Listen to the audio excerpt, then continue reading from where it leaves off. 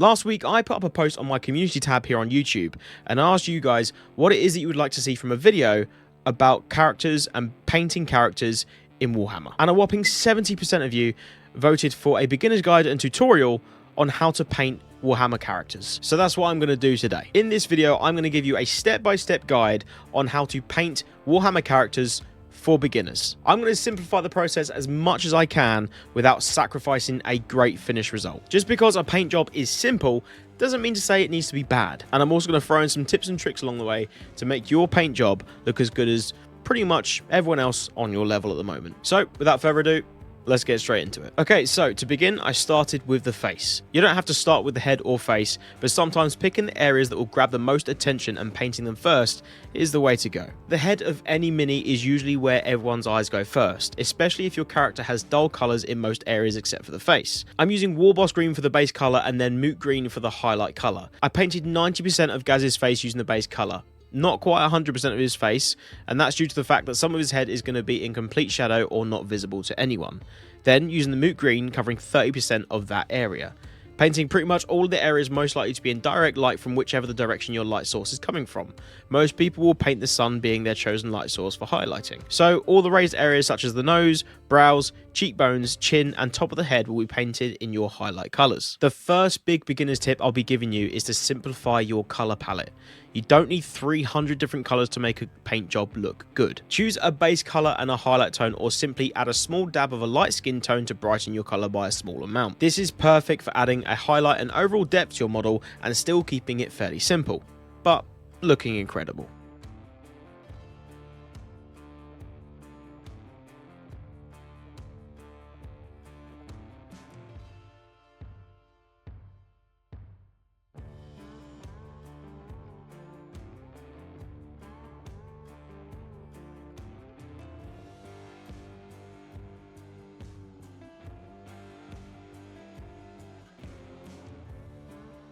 Next, I painted a base tone of Wraithbone.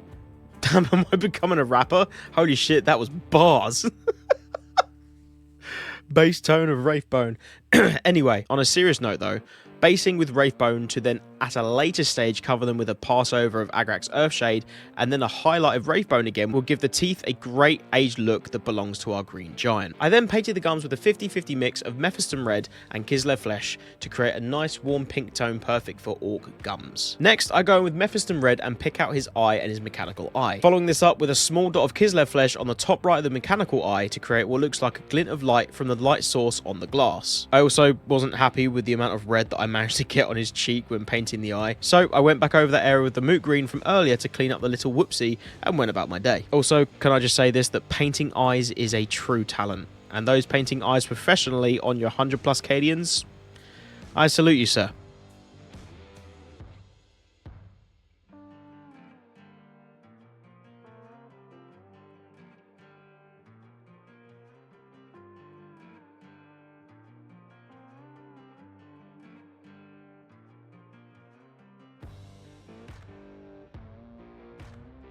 Okay, so now the face is pretty much all done, I'm now moving on to the armour and majority of the body, starting with a base colour of Corn Red, covering about 60 to 70% of the jagged metal bits on his chest and face guard. Finishing this stage up with another small amount of Kislev Flesh to the Corn mix, and then using this new mix to edge highlight to make the edges of the metal nice and crisp.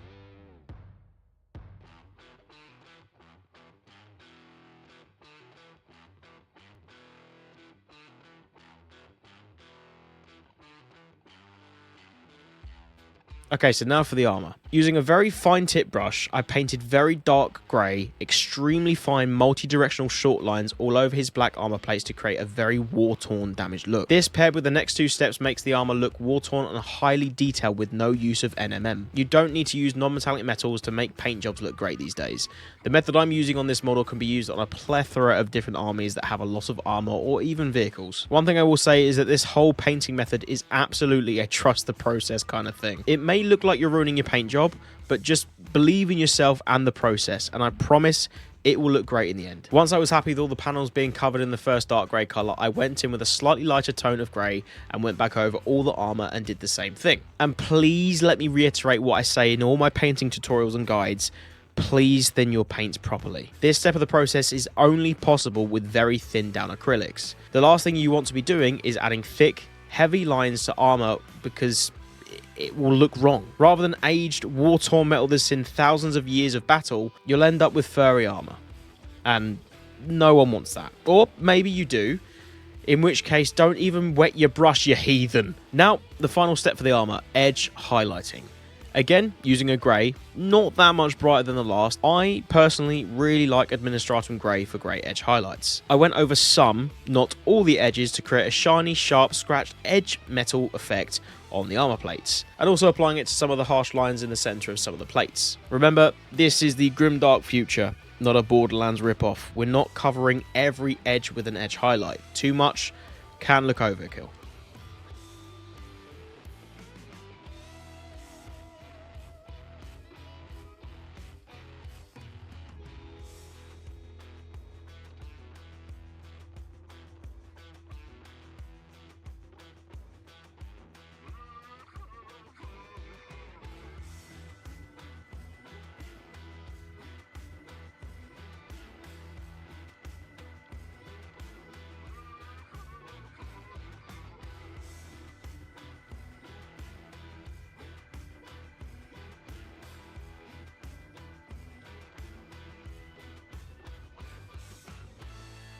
Okay, now for arguably the coolest part of Ghaz, his massive claw. Starting with a thinned down lead belcher, I painted in a similar fashion to the armor to create the aged and battle worn, heavily used effect, but rather than in random directions on the blades, I went with the angle of each one. You can add random scratch lines on the flat sides of his claws after this step. I then went in with a light blue glaze made from acrylic and a lot of water, so it's a wash or a contrast paint consistency, or somewhat thinner. I use this to cover the claws to give it a cold steel look.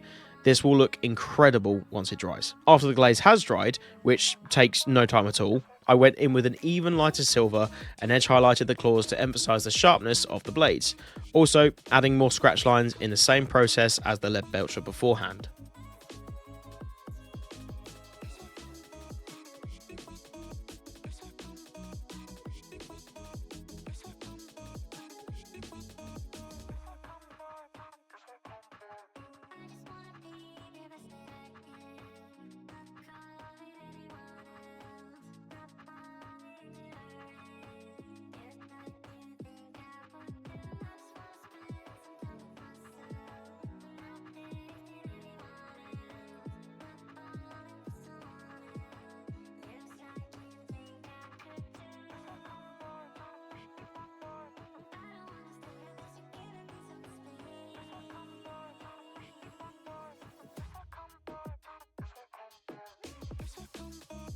Next, using lead belcher again, I went over some more metal parts like pipes, vents and other machinery on his body and created more worn edges and scratched metal plating.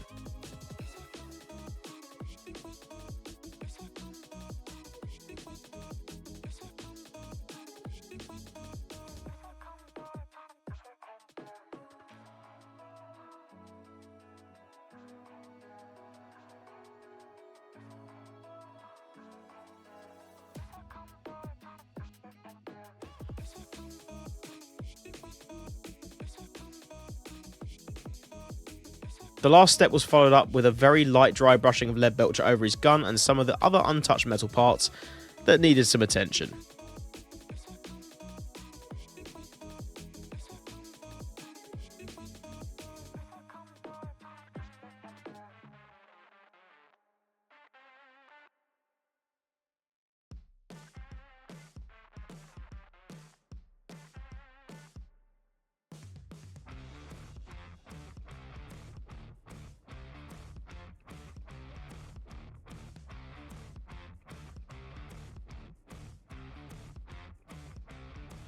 And again, with the bright silver from earlier, I edge highlighted any leftover metal areas and also his gun.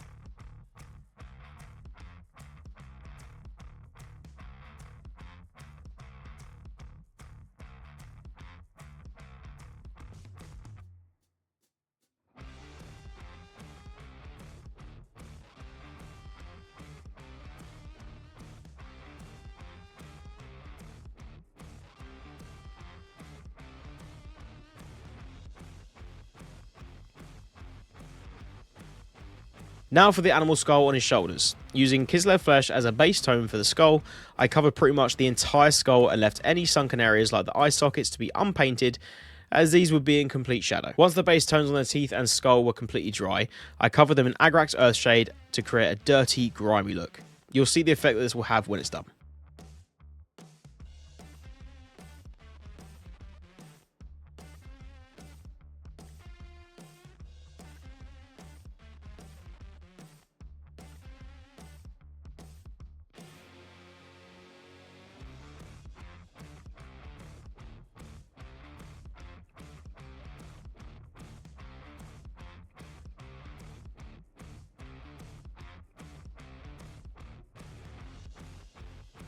His teeth will be touched up with the original Wraithbone colour when the Earthshade has dried to make them pop a little bit more. Also, I'll be painting his horns with the exact same process as the skull, as this is effectively similar to how bones would look in this setting. Old, aged, and extremely grimy looking.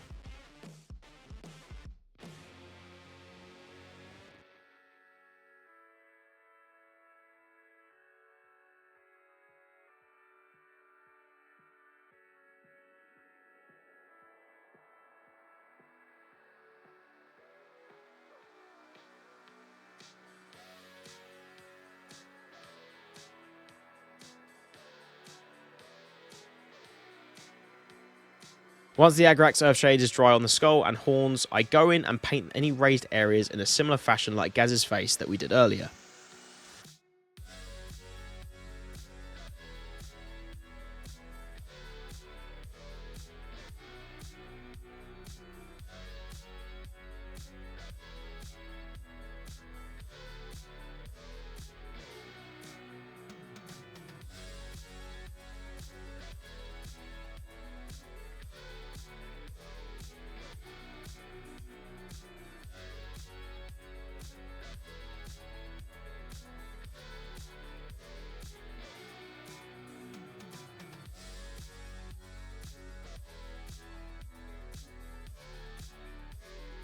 Now adding a medium coppery bronze to any other metal parts that I didn't cover earlier, such as exhaust vents and bullets in his gun, followed by a dark bronzy gold to add highlights and a bit of depth to the overall metal look.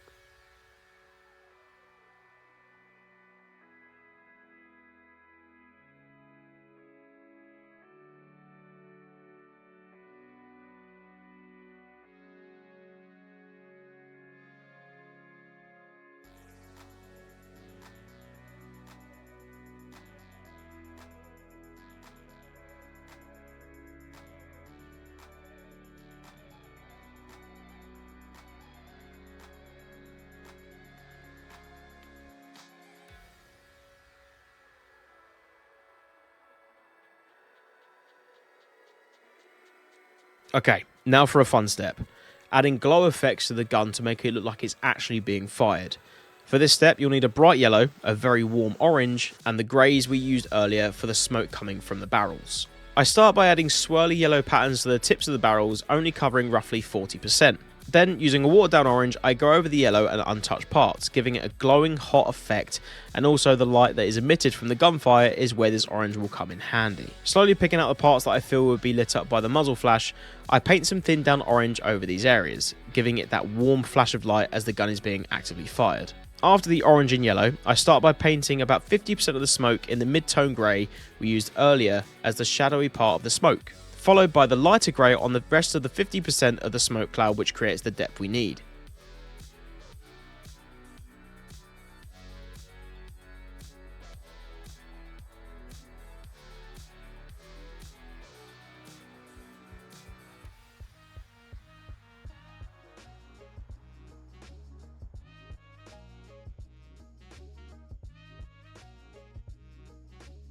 Once I finished painting the smoke, I then painted over the sections of the smoke that would be directly illuminated by the muzzle flash. Going back over the smoke with a light glaze of the orange again, I created the same glow effect that I used on the armor.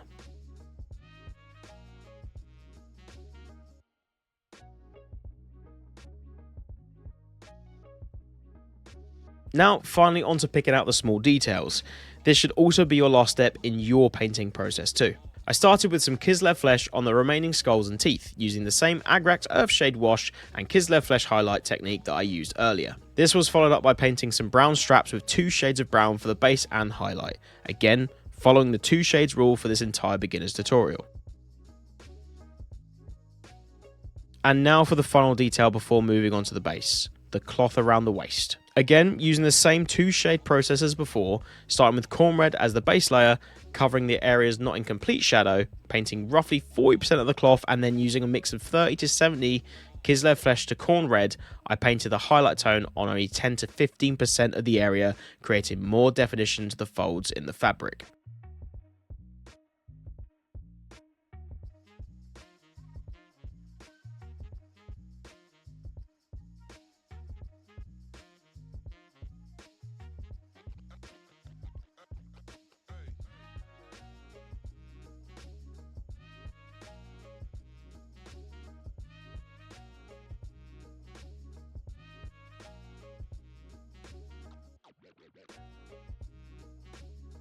For the base, I used some technical dry paint from Citadel, which is effectively sandy, earth tone pigmented paints, which are an absolute great bit of kit if you want a somewhat simplistic design. Seeing as Ghaz comes with a pre-sculpted base design as part of his model, I didn't have much to do in terms of building up an epic base for him. I simply sculpted up some putty, put it underneath his feet to look like rocks that he was standing on, helping me pose him more appropriately and more to my liking. This was followed by the Citadel texture paint, which looks great with some dry grass tufts in a similar desert colour. I then painted the fallen rubble and other scrap metal that he's standing on, which then brings this paint job to a close. All that's left to do now is show you guys the final result. Cue the spinning montage thing.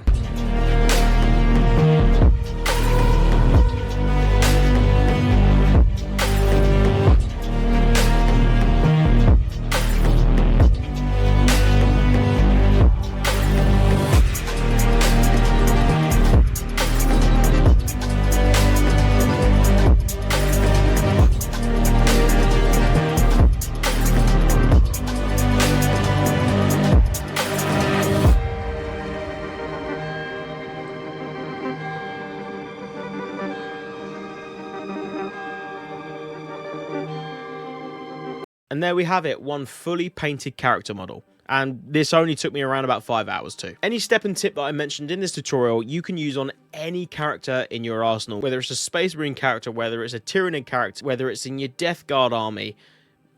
Technically, I suppose more towards, I guess you could argue more towards, you know, the Death Guard, because they're just grungy and, you know, full of a fair few colours and very, you know, destroyed and decrepit. You get the point. It's kind of, but look, either way, you can use these tips in all of them. Now, obviously, you don't need to go and buy yourself a Ghazghkull Thraka from the Games Workshop store, but the fundamentals are the exact same across the board. I hope that you guys found this video helpful or even inspirational. And if that's the case, please do me a solid by hitting that like button and maybe even subscribing if you're feeling fruity.